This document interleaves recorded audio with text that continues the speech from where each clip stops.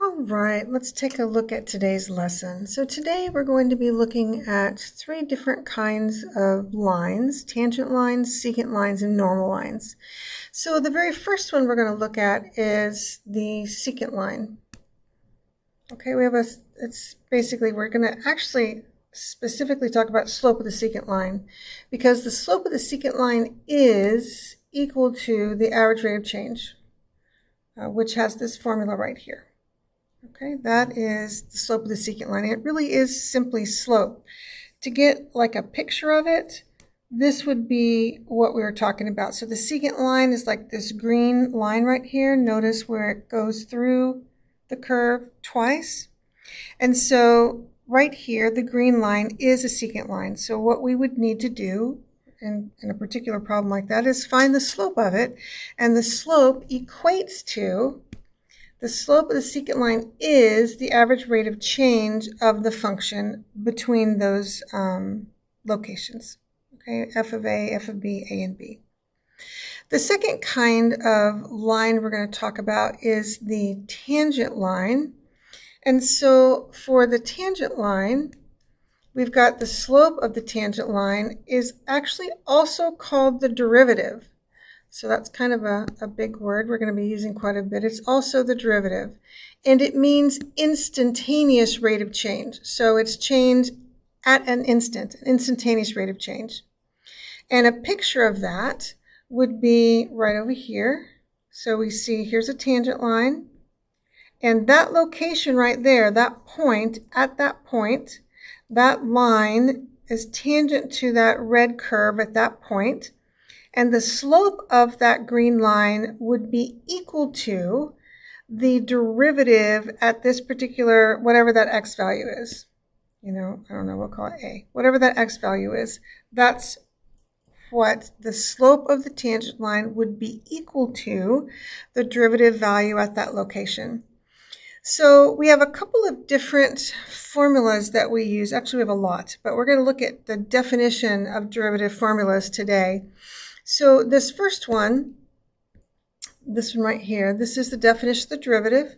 That's what its name is, definition of the derivative. And what do we use it for? We use it to find an equation which can be used to find the slopes of all the tangent lines, all of them.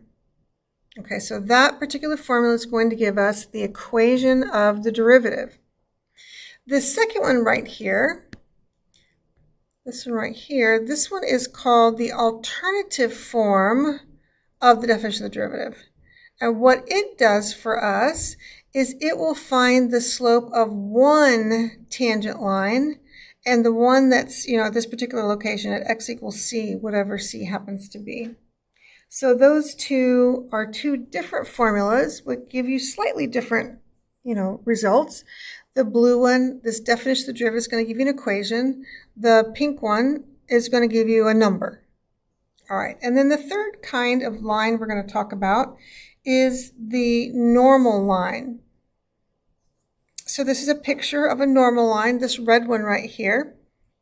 This red one, that's a normal line. So why is it called a normal line? What is a normal line? So a normal line is tangent. So a normal line is tangent. It is perpendicular. Remember this little notation for perpendicular, that little weird upside down T? So the normal line is tangent to, or perpendicular to, the tangent line at the point of tangency. So this right here is considered the point of tangency. And notice how there's that little right angle business being drawn there. It's showing that this is a tangent line right here. The normal line is perpendicular to the tangent line at the point of tangency. So let's kind of dig back in our memories to try to remember what is the significance of perpendicular lines. The significance of perpendicular lines is if we were to multiply their slopes together, we would get a -1. So just as an example, just to remind you what, you know, perpendicular slopes look like. So if, let's say, I had a tangent line, I'm just making this up. Let's say I had a tangent line of, say, y minus 1 equals 3 times x plus 2. Okay, that's my tangent line. If I wanted to write the normal line to this particular tangent line, I would just keep the same point, y minus 1 equals. Now the slope, if you recall, would be an opposite reciprocal, so negative 1/3 x plus 2. The point stays the same, but the slopes, if I multiplied them together, we would get a negative 1 because they're opposite reciprocals. Okay, how's that? Everything going okay? Okay, so let's look at the next page at a few examples. Okay, so the first example we're going to do is we're going to actually use the definition of derivative to find a derivative value. Okay, so let's kind of just box in this. This is the formula that we're using right here, which is one we'll have to memorize. And so what we're going to do is we're going to use this formula and we're going to fill in, the formula using, this is the function that we're going to find the derivative of. Okay, so let's do that. So we've got f prime of x equals, so the limit as h approaches 0 of, okay, so remember function notation, what we would do is we would, everywhere there's an x, which there's just one of them, we would open that spot up and put an x plus h in its space, where it is. So we're going to open that up, put x plus h and close it, plus 1. This would take care of this portion of the formula. It's right there. And then it says minus, and then just f of x, which is just, the function. And that's all over h. Okay, so we learned about limits. We've been learning about them. If I put a 0 in here for h, 0 for h, I basically get 0 over 0. And what does that mean? Yep, that means keep going. It's keep going. So there is an answer. We don't know what it is, so we're going to have to use some of the techniques that we learned on what do we do. Well, factoring doesn't really seem like a great idea. Perhaps we should try multiplying by the conjugate. So I'm going to take the conjugate of this and multiply by it. Okay? Before I do that, I'm actually going to distribute the 3. I need to clean it up a bit. So we've got f prime of x equals limit h goes to 0. Okay, so we've got the square root of 3x plus 3h plus 1 minus 3x plus 1 over h. And we're going to multiply that by the conjugate of that, what I put in yellow. If you recall, the conjugate is where we change the sign right there, the middle sign. So it's going to be 3x plus 3h plus 1 plus the square of 3x plus 1. And we can only multiply by the number 1, so I've got to copy it exactly like that in the denominator. Okay, so that's what I'm going to be doing. I'm going to be multiplying by the conjugate. Yay! Whew. Okay, so the great thing about the conjugate is the, FOIL, remember that from long ago, is for the conjugate, the outside and inside, they go away, right? That's the beautiful thing about the conjugate. So here we go. So let's multiply that out. Limit h goes to 0. Okay, so first thing times the first thing, the first term times the first term. Just remember what happens there. We're multiplying those together. The radical falls away. Then the outside and inside, those go to 0. And then minus, and we're going to use a parenthesis, let's not forget, those radicals turn into 3x plus 1 all over. Now we're not going to distribute the h. Okay, we'll miss a little present if we distribute, so don't do that. Just leave it as 3x plus 3h plus 1 plus 3x plus 1. Okay, so there we go. So let's see what happens. This 3x crosses out with that 3x, and that 1 crosses out with that 1. Well, that's kind of nice. So I'm left with limit h goes to 0 of, let's see, I'm left with a 3h on the top in the numerator, and then h times square root of 3x plus 3h plus 1 plus the square root of 3x plus 1. Okay. Oh, look, this is another little present. Ah, the h is gone. Okay, that's fantastic. So now, as you know, h is approaching 0, where this h is turns into a 0. So what do I have left? I have left, I've got f prime of x is going to be 3 over, let's see, so I've got root 3x plus 1 plus root 3x plus 1 gives me 2 root 3x plus 1s, and that's my answer. Yay! So that is finding the derivative using the definition of the derivative. And yes, later on in the course we will learn different formulas for that, and there is a much easier way to do this, which you will learn. But we also need to know how to do it using the definition, which is just what we did. All right, so let's go to our next example. And on this example, we've got a ball thrown into the air with a velocity of 40 feet per second.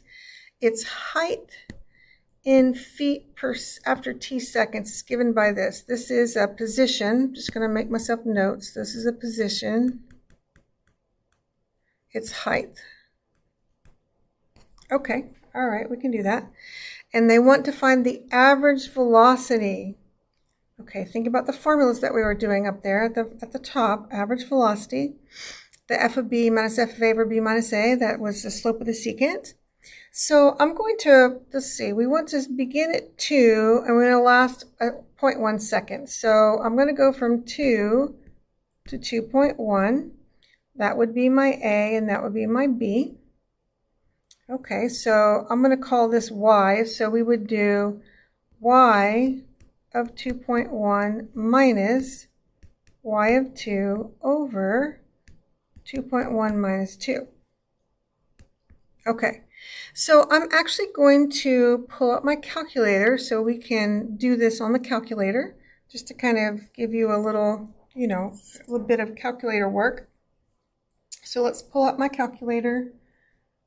Okay, so what we want to do is we want to add a calculator page. So add the calculator. And what I'm going to do is I'm going to actually store that function in the calculator. So we would type in 40x.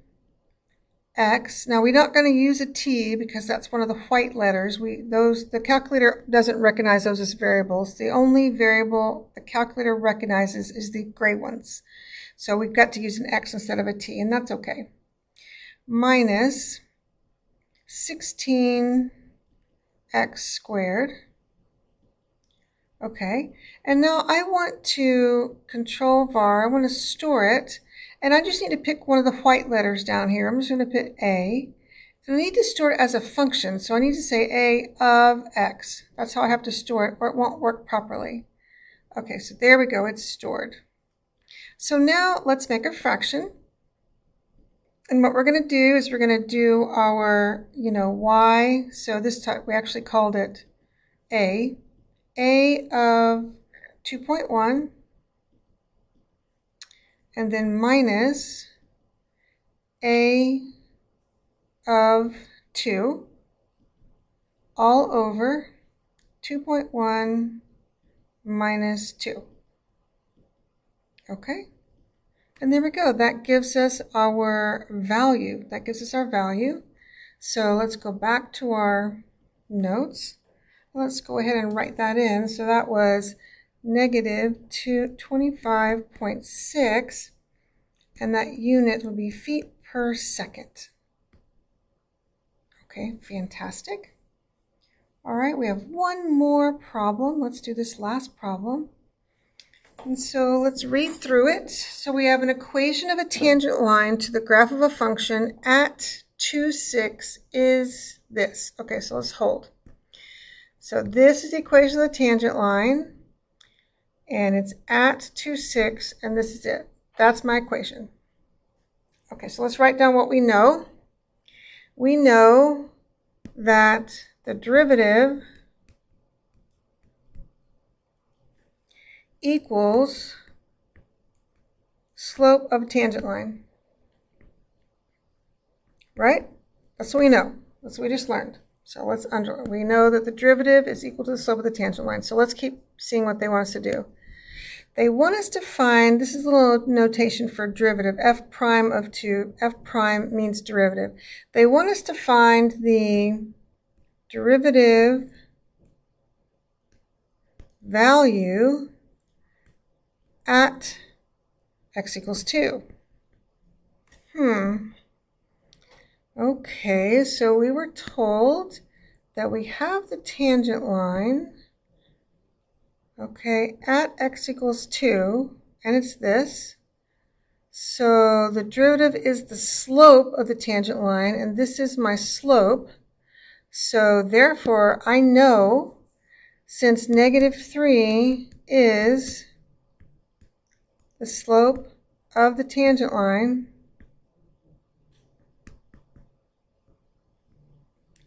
at x equals 2, then f prime of 2 would be -3.